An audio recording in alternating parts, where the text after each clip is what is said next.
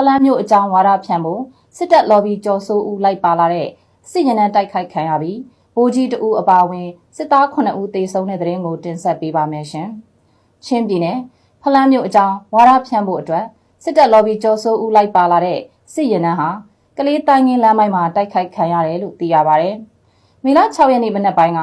စကိုင်းတိုင်းကလေးမြို့ကနေဖလန်းမြို့ကိုထွက်ခွာလာတဲ့ကားအစီး20မော်တော်ဆိုင်ကယ်150ကျော်နဲ့ထွက်ခွာလာတဲ့စစ်ရင်နှန်းဟာကလေးတိုင်းငင်းလမ်းမိုက်တနေရာမှာဂျားဖြတ်တိုက်ခိုက်ခံခဲ့ရတယ်လို့ဖလန်းမြို့နယ်ကစစ်ရေးသတင်းရင်းမြစ်တဦးကပြောပါတယ်။ဖလန်းမြို့မှာစစ်အုပ်ချုပ်ရေးရန်ရာတိစောက်ဖို့အတွက်နန်းစီဒီယန်ဝန်ထမ်းတွေပို့တာပါ။သူတို့ကိုလုံခြုံရေးယူပေးဖို့စစ်သားတွေလည်းပါလာတယ်။အဲ့ရင်နှန်းမှာစစ်တပ်လော်ဘီကြော်ဆိုးဦးလည်းပါတယ်။ကလေးမြို့မှာသူရောက်နေတာရပ်ပိုင်းရှိပြီးဖလန်းနဲ့ပတ်သက်ပြီးစစ်တပ်အတွက်ဝါဒဖြန့်ပေးဖို့လိုက်လာတာ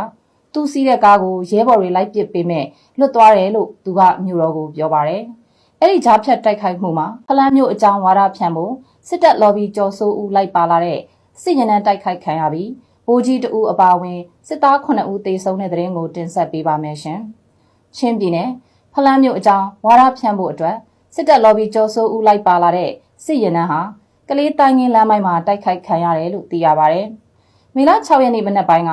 စကိုင်းတိုင်းကလေးမြို့ကနေဖလန်းမြို့ကိုထွက်ခွာလာတဲ့ကားအစီး20မော်တော်ဆိုင်ကယ်150ကျော်နဲ့ထွက်ခွာလာတဲ့စစ်ရင်နှန်းဟာကလေးတိုင်းငင်းလမ်းမိုက်တနေရာမှာဂျားဖြတ်တိုက်ခိုက်ခံခဲ့ရတယ်လို့ဖလန်းမြို့နယ်ကစစ်ရေးသတင်းရင်းမြစ်တဦးကပြောပါတယ်။ဖလန်းမြို့မှာစစ်အုပ်ချုပ်ရေးရန်ရာတိစောက်ဖို့အတွက်နန်းစီဒီယန်ဝန်ထမ်းတွေပို့တာပါ။သူတို့ကိုလုံခြုံရေးယူပေးဖို့စစ်သားတွေလည်းပါလာတယ်။အဲ့ရင်နှန်းမှာစစ်တပ်လော်ဘီကြော်ဆိုးဦးလည်းပါတယ်။ကလေးမြို့မှာသူရောက်နေတာရပ်ပိုင်းရှိပြီးဖလန်းနဲ့ပတ်သက်ပြီးစစ်တပ်အတွက်ဝါဒဖြန့်ပေးဖို့လိုက်လာတာ